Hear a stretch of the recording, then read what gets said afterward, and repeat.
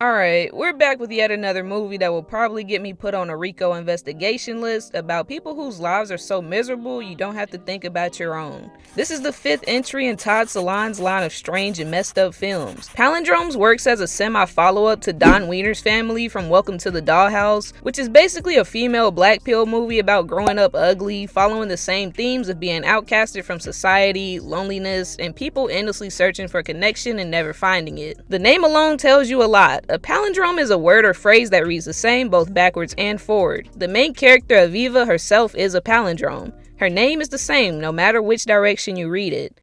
Palindromes opens on a shocking note, following up with the tragic ending to a previous film. We're at Don Wiener's funeral. It turns out that she took herself off this planet after gaining an extreme amount of weight in college and becoming pregnant from a date rape. All because she didn't want to bring another Don into the world. Classic Todd Solondz brutal ending. The scene at her funeral is the first time her family shows true remorse for the years of exclusion and mistreatment we saw in the previous movie. Her brother Mark reads off a eulogy, expressing remorse over a single childhood experience that came to symbolize a lifetime of rejection for Don. Her parents break down in tears. Her little sister Missy, however, doesn't appear at the funeral, which, I mean, can you really blame her? Don tried to knock her head off with a hammer. Right from the first conversation in the film, we learned that Don was Aviva's cousin. Now, you might be thinking, how in the hell is that even possible? Well, Aviva can basically assume any identity, so it doesn't really matter. In the beginning, Aviva is black, but as the story progresses, she randomly turns white, and sometimes she's a dude before she turns black again. The main character is played by 8 different actors of varying ages. The name of the movie mirrors how Todd Solondz treats his entire film universe, reusing the same characters in different forms but keeping their core personality traits. Her character is treated like a customizable blank slate where the only thing you can't alter is her fate. Really the fever dream of all fever dreams. But I think it goes to show that anyone can be stuck in this endless search for connection, no matter their gender or race. Todd Solondz has also expanded on this exact concept in an interview with Elvis Mitchell. When I made Welcome to the Dollhouse, I remember all sorts of people coming up to me. It could be a beautiful model or a heavy-set construction worker, and it didn't matter. They'd all say the same thing. They'd say, that was me. I was Dawn Wiener. When you cast, of course, one actor to one character, you approach the universality of experience by getting at it through this kind of particularity. When the audience watches the movie, at first they will be disoriented. Is the girl black? Is she Latino? Is she a redhead, etc.? But at a certain point, it kicks in. The first Aviva is an elementary-aged child, and she's already casually talking about her cousin's suicide, rape, and wanting to become a mother. If I were pregnant, I would never kill myself. That would be killing the baby. I want to have lots and lots of babies. As many babies as possible. Not later in life when she's an adult, but now. I can only wonder what parent in their right mind read this script and let their kid act in this movie. Literally no older than 7, 8? I don't know, I can't tell, but this kid is in goddamn 5th grade at best. She's already been exposed to way too much with this crazy ass family. This conversation is just the first of many disturbing and wildly inappropriate exchanges involving this kid. No one ever steps in to redirect this kid's messed up way of thinking. This should be a moment to recognize how Don's suicide is deeply affecting her and to stop and reevaluate why she's suddenly so obsessed with pregnancy after learning that Don ended her own life over her fear of her pregnancy. Just because the baby also died as a result of Don killing herself doesn't mean Aviva should turn that trauma into a mission to have a child of her own at such a young age. Aviva doesn't understand what she's processing, but none of that gets addressed. While struggling with self-esteem and searching for belonging came in the son of a family friend named Judah, a socially stunted, porn-rotted disaster of a human being. This character is darkly funny because of how exaggerated his outward perverted personality is, shamelessly having pornography plastered all over his room, while also being deeply pathetic and unconfident. Almost like Alan from Happiness. Now, Aviva doesn't bother getting to know this kid at all. There's a good 5 words exchanged between them before things get weird. I thought you'd done this before. I did. You were supposed to move your hips more. Is that it then?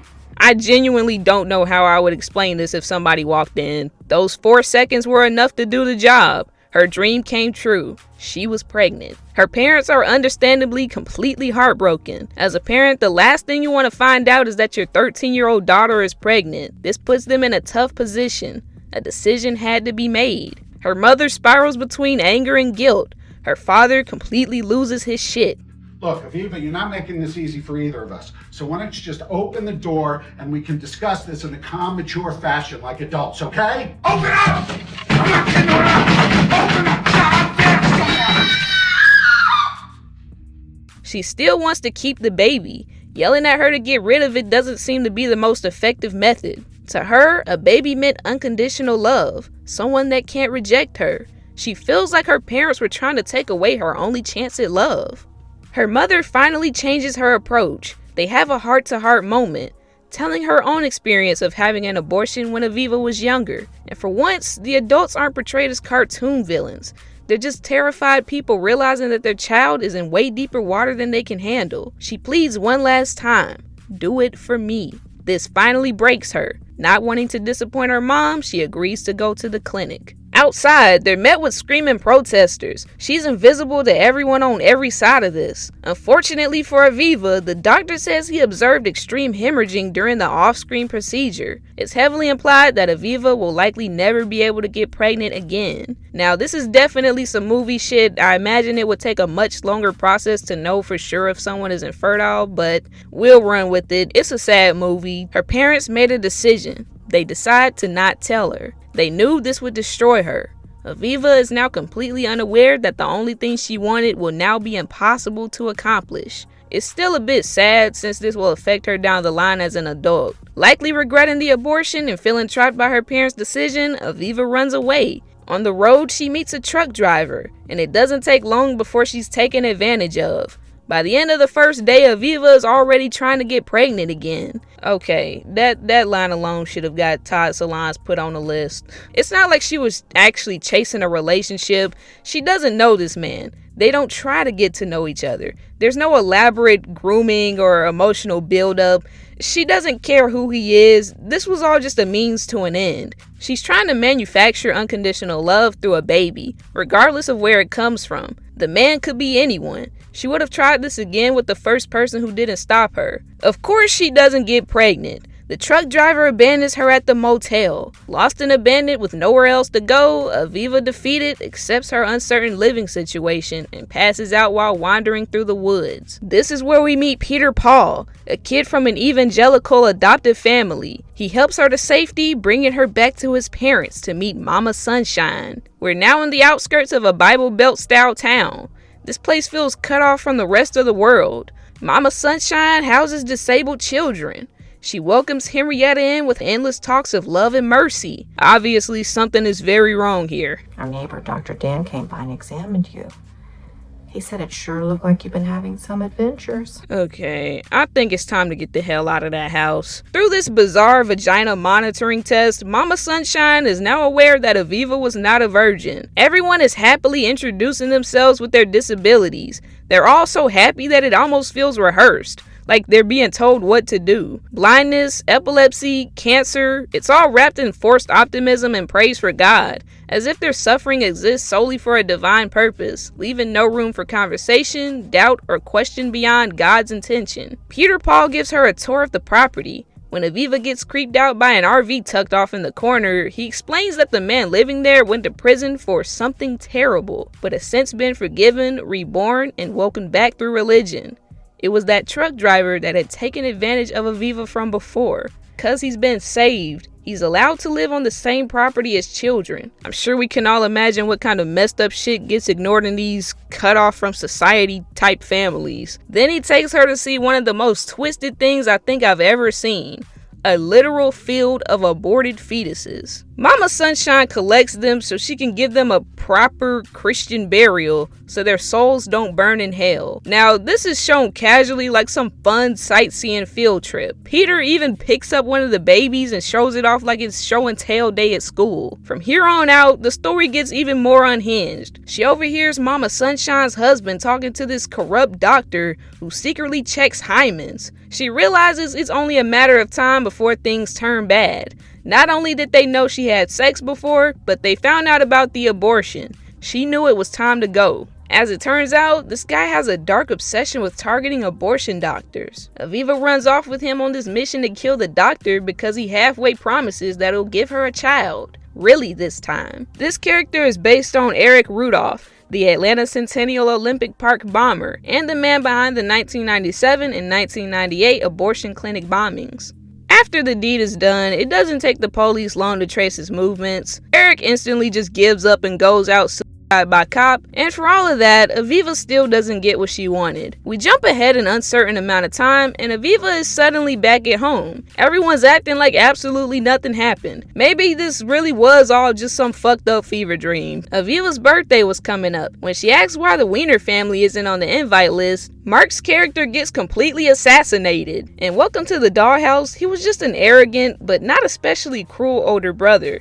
I actually found him to be pretty likable and funny at times, but now he's been accused of molesting his sister Missy's baby. Why is everybody a pedophile? I don't know, it's a Todd Solondz film. Maybe it's false and Missy's just continuing the petty sibling rivalry, or maybe Mark really is on that creep timing. I guess we'll never know. Instead of acting like a normal human being at a kid's birthday party, Mark slips right back into his smug know-it-all philosopher routine, launching into a monologue about how free will doesn't exist. People, he says, are genetically programmed to be what they are. They don't change. People always end up the way they started out. You might lose some weight, your face might clear up, get a body tan, a breast enlargement. A sex change makes no difference. What makes this scene hit so hard is that Mark isn't just talking about people in general, he's talking about these characters. This is basically breaking the fourth wall without technically doing it. Aviva has spent the entire movie physically changing. Different bodies, races, genders, ages, yet nothing about her internally ever changes. Mark's speech is the movie outright admitting that in Todd Solondz' universe, characters don't learn lessons. Not in a single movie. The boy that all this trouble started with reappears. The actress in the final moment is the same elementary school age Aviva from the beginning. She happily announces that she thinks she's pregnant. For real this time. So yeah, Palindromes is pretty messed up. Aviva essentially spends the entire film searching for just one normal, grounded adult to have her back, and she literally never finds one. Her parents don't dig deeper to confront her trauma with Don's suicide, which essentially started this whole entire pregnancy obsession from the beginning. She doesn't feel listened to, and when she runs off to Mama Sunshine, who initially seems like a saving grace, she's instead met with a cult-like weaponized version of religion. It's all hugs, smiles, and talks of love, right until the moment she doesn't fit the purity mold. Personally, I think this is Todd Solondz' creepiest and most uncomfortable film, and that's seeing a lot of you see me cover happiness. I actually really appreciate the idea behind Palindromes. It shows how adults cling to morals and values to feel righteous, forcing what they think is right onto Aviva without ever taking her own thoughts or agency into consideration. That constant dismissal is what pushes her to look for understanding and unconditional love in other places, like the idea of having a child. Instead of listening or stepping in, every adult completely dodges the responsibility of actually protecting a kid who's clearly not okay. Palindromes is nowhere near as funny or engaging as most of the movies I've covered. The main thing carrying it for me is how it ties into Welcome to the Dollhouse. If you're curious to see how that story echoes forward, it might be worth checking out just to revisit those characters one last time, at least until a wiener dog. But that's it for Palindromes. I really appreciate every single one of you, and I'll see you in the next one.